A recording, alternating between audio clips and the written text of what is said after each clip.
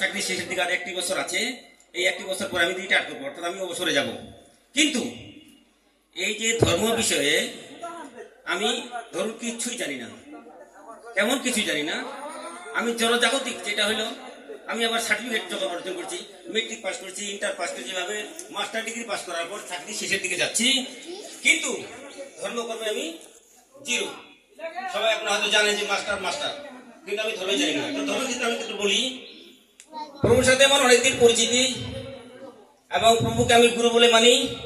এই জন্যই প্রাকুর মন্দিরে উনি আমাকে মালা দিয়ে আমাকে আশীর্বাদ করান এবং উনি জপ থেকে আমি জপ করি, যতটুকু পারে আপনাদের কৃপায় 16 মালা জপ করি।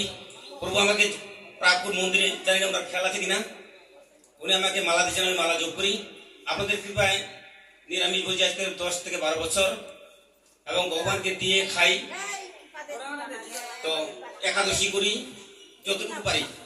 তো সেক্ষেত্রে এখানে প্রভু, এই জন্যই প্রভু উনি আমার, আমি আপনার সবাইকে বলবো যে উনি আমার গুরু। কারণ উনি আমাকে মালা দিচ্ছে সর্বপ্রথম প্রাকুর মন্দিরে এবং আমাকে জপ তুলি দেন। যে জপ তুলে আমি 16 মালা জপার চেষ্টা করি, একাদশী করি।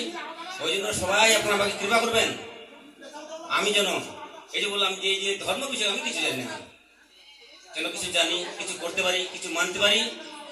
তো সেক্ষেত্রেই আজকে যে এই অনুষ্ঠান জগন্নাথ দেবের রথযাত্রা, এই জগন্নাথ দেবের রথযাত্রায় প্রভু যতদিন করেন আমি খবর নেই, জানি না। প্রভু আমাকে খেয়াল করেন, কিন্তু আমি যতটুকু পারি খেয়াল করি এবং প্রতি অনুষ্ঠানে আসার চেষ্টা করি এবং আসি।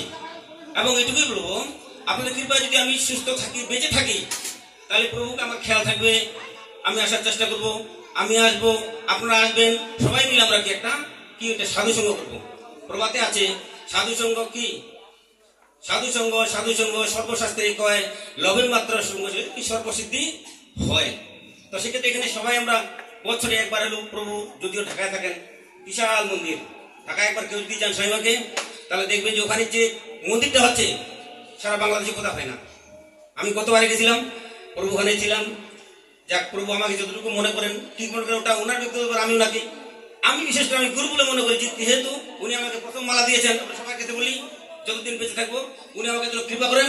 আর আমি কিন্তু দীক্ষিত এখন হইনি, কেবল আশ্রিত। আশ্রিত মানে কেবল ভর্তি হয়েছি, 1 2 3 4 5 6 7, তারপরে তো সার্টিফিকেট হবে, আমার তো কিছু হয়নি। তবে আমরা দোয়া করবেন, আমাকে আশীর্বাদ করবেন, আমি যেন সামনে যদি গুরু মহারাজ আসেন, যদি দীক্ষা দেন, যদি দীক্ষা পাই, তাহলে বাকি জীবনটা যতটুকু চেষ্টা করব, আপনারা কৃপা করবেন যেন বাকি জীবনটা প্রভুর সাথে, আপনাদের সাথে, সকলের সাথে যেন কি করতে পারি, বাকি জীবনটা ধন্য ধন্য করতে পারি।